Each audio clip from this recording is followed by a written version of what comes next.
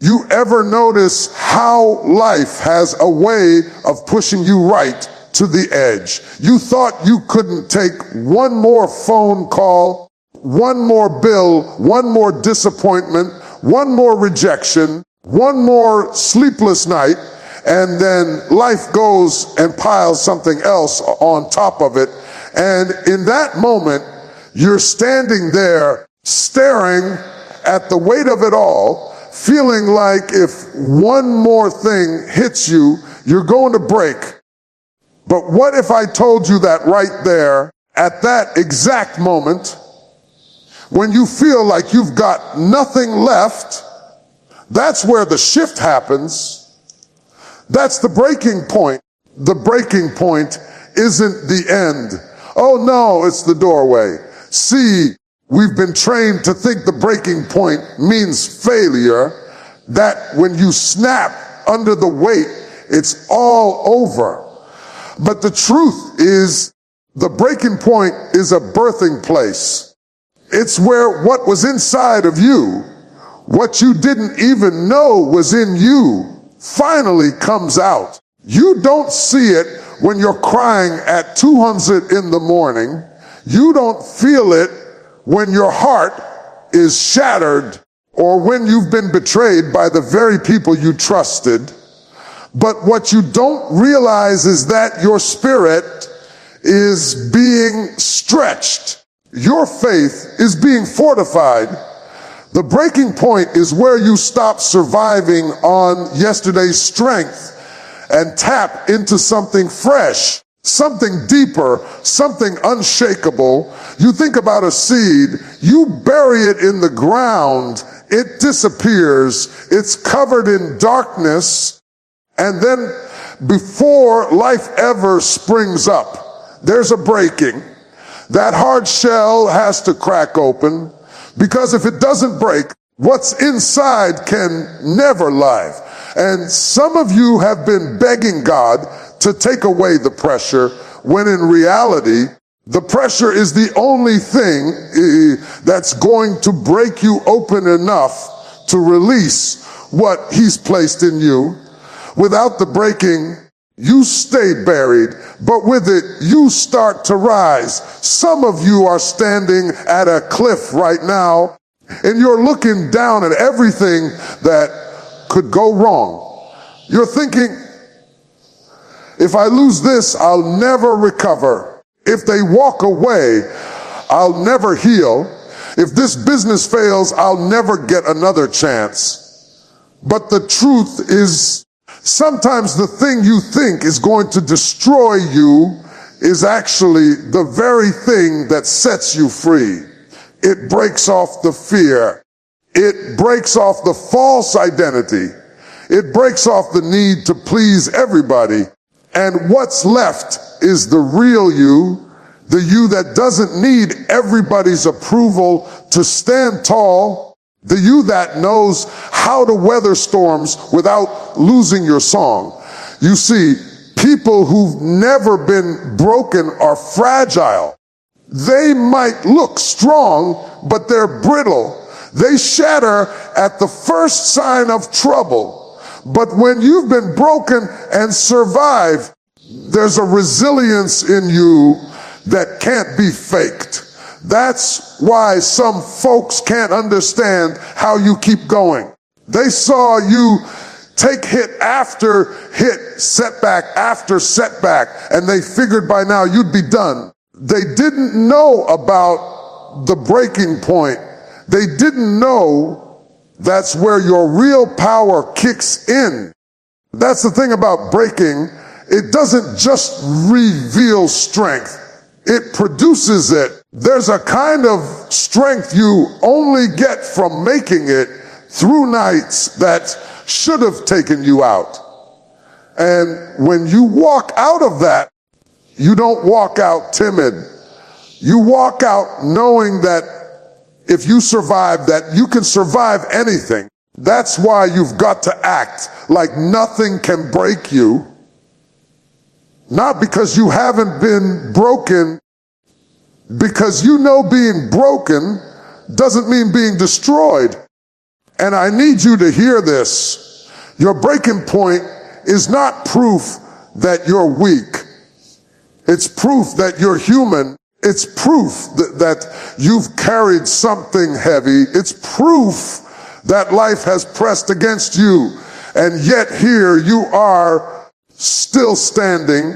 And if you can stand here now with the weight you've carried, imagine what you'll do when you step into the next chapter that was forged in this fire.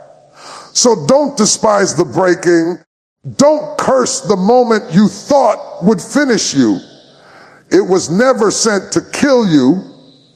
It was sent to reveal you. The breaking point is where the old you crumbles and the stronger, bolder, freer version of you rises.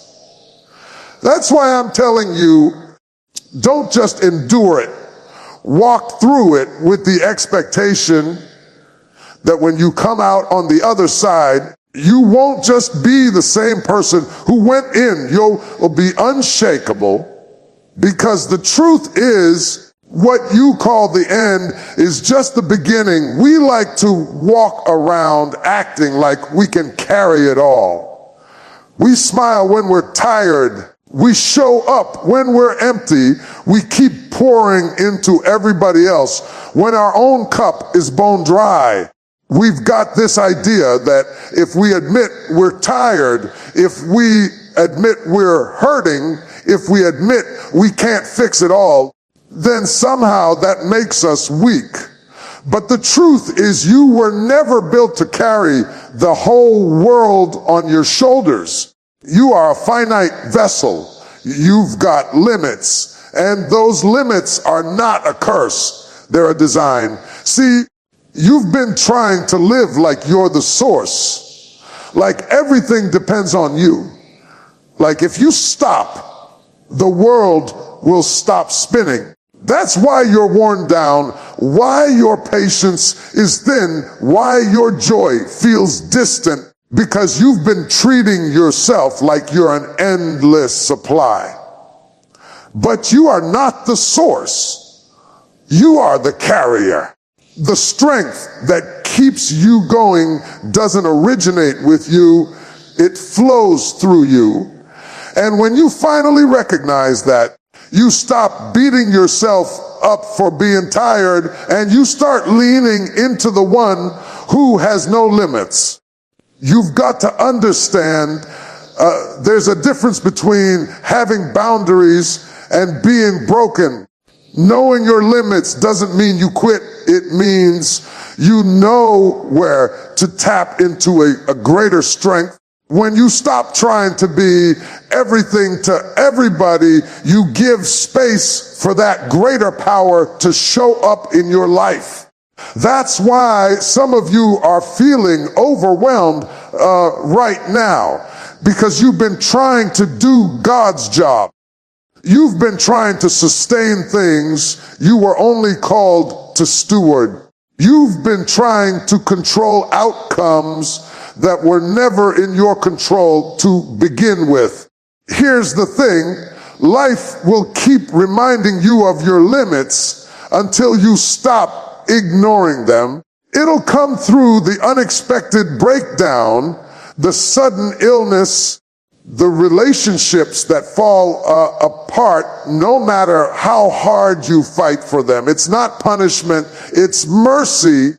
It's the moment where life says, you can't keep running on your own fuel. It's time to plug back into the source. And when you do, something amazing happens. You stop just surviving off what's left, and you start thriving off what's limitless. Some of you are afraid to let go because you think if you stop, it all falls apart. But the truth is, sometimes letting go is the very thing that allows things to come together. Sometimes stepping back is what gives room for the breakthrough. Because as long as you're holding it all up with your own strength, you never give God room to hold it up with His. And let me tell you, his strength doesn't run out. His capacity doesn't hit empty. His supply doesn't dry up. And I know what you're thinking, but I've been holding it together for so long. If I let go, what happens to me? Let me tell you what happens. You get free. You get your peace back. You get your joy back. You start sleeping through the night again. You start laughing again. You start remembering what it's like to live instead of just function, because you were never meant to run this race on willpower alone. You were meant to run it with supernatural strength, filling you every step of the way. That's why it's okay to say, I can't do this by myself. It's okay to say, I'm not enough without help. That's not weakness. That's wisdom. Because the most dangerous lie you can believe is that you can do it all alone. That's how you burn out. That's how you lose sight of your purpose. But when you admit your limits, you open the door for limitless help to flood in. You start moving not in desperation, but in divine empowerment. When you live like that, you don't fear the storms anymore. You know you might bend, but you won't break. You might stumble, but you won't fall apart. Because you're not depending on your own limited strength. You're anchored to something greater. That's why some people will look at you and think, how are you still standing after everything you've been through? And you can just smile and say, it's not me, it's what's in me. So hear me when I say this. Stop carrying what's not yours to carry. Stop draining yourself trying to be unbreakable in your own power. Rest in the truth that you have limits. That's exactly where infinite strength begins. Because when you recognize your limits and trust the source within, you'll discover you were never as fragile as you thought. You were just running on the wrong fuel. It's funny how life has a way of disguising blessings as burdens. You pray for growth, and instead of a smooth road, here comes resistance. You ask for strength, and instead of an easy season, here comes a storm. You pray for direction. Instead of a clear sign, here comes confusion. At first, it feels like life, or maybe even God, is working against you. You think, if I'm doing everything I'm supposed to do, why does it seem like everything is falling apart? But the truth is, sometimes the very things you think are pushing you down are actually pushing you into position. We don't like the idea that pain can be purposeful. We want progress without pressure, blessing without breaking, victory without the valley. But I've learned that the greatest seasons of growth are often wrapped in the very situations we prayed would pass us by. The relationship that ended wasn't rejection, it was redirection. The job you lost wasn't a setback, it was a setup. The people who left you weren't punishment, they were protection. But in the moment, it doesn't feel that way. It feels like loss. It feels like betrayal. It feels like defeat. That's why you can't judge the season you're in based on how it feels. Feelings will tell you you're abandoned when you're actually being positioned. Feelings will convince you you're failing when you're actually in training. If you only live by how it feels, you'll quit in the middle of the very thing that was meant to deliver your breakthrough. Think about a sculptor with a block of marble. At first glance, it's just a solid, unshaped, untouched stone. The sculptor sees something inside it that no one else can see, and the only way to bring it out is to start chipping away. Every strike of the hammer feels violent to the marble. Every cut feels destructive. But piece by piece, what was hidden begins to emerge. And when the sculptor is finished, everybody else finally sees what was there all along. That's how life works. The blows don't mean you're being destroyed. They mean you're being shaped. Some of you right now are asking God to remove the very thing that's carving out your destiny. You're praying for relief when you should be asking for revelation, because if you could just see what he's building through this process, you wouldn't be so quick to despise it. That's why I always say you can't just pray for the blessing. You've got to pray for the eyes to recognize it when it comes disguised. I know it's hard to understand in the moment. I know what it's like to cry and say, God, if you love me, why would you let this happen? I know what it's like to feel like the wind got knocked out of you and you're just trying to figure out how to stand up again. But I also know this, what the enemy meant for evil, God has a way of turning for good. He can take the same pit that was dug for your destruction and use it as the place you launch from. He can take the same betrayal that broke your heart and use it to open your eyes. If you've ever looked back on a hard season and said, if that hadn't happened, I wouldn't be where I am now, then you know exactly what I'm talking about. You didn't see it then, but time revealed it. And if he's done it before, he can do it again. That's why you can stand in the middle of chaos and still say, something good is coming out of this. Not because it feels good now, but because you know it's working for your good. Here's the thing. Faith doesn't just believe for what you can see. Faith believes there's good even in what you can't see. It trusts that every step, every tear, every closed door is part of a bigger plan. And when you live like that, you stop panicking when the winds shift.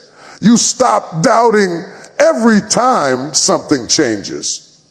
You start walking with a steady confidence, knowing that nothing can truly be against you if it's all being worked for you. So don't curse the season you're in just because it feels uncomfortable.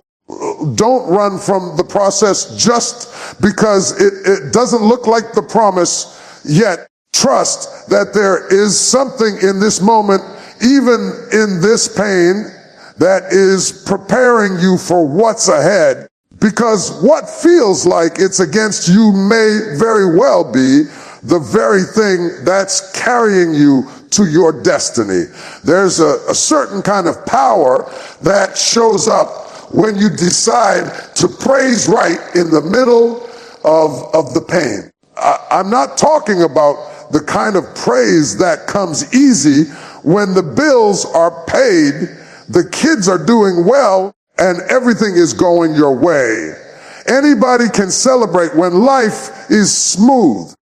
I'm talking about the kind of praise that rises up when you've got tears in your eyes, when your heart is atching, when you don't have answers, and you choose to lift your voice anyway. That's a dangerous kind of praise.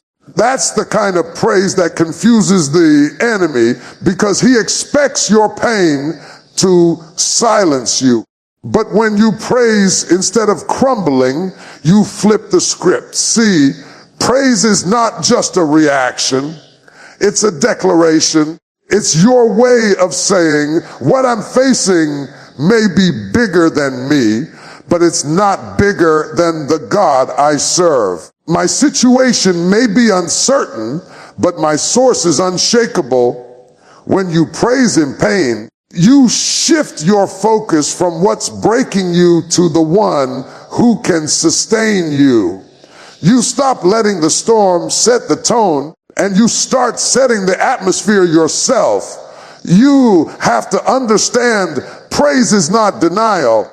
It doesn't mean you're pretending it's not hard. It doesn't mean you're ignoring the reality of your situation. It means you're making a choice about where you put your energy. You're deciding that even though the weight is real, so is your faith. And that decision changes everything, because what you magnify gets bigger. If you keep magnifying the problem, it will consume your vision. But if you magnify the one who holds the solution, the problem starts to lose its grip on your mind. There's a reason battles in Scripture were often preceded by praise. Before walls came down, there was a shout. Before chains fell off, there was a song in the night. That's not just poetic, it's principle. Praise disrupts fear. Praise dismantles despair. Praise tells the atmosphere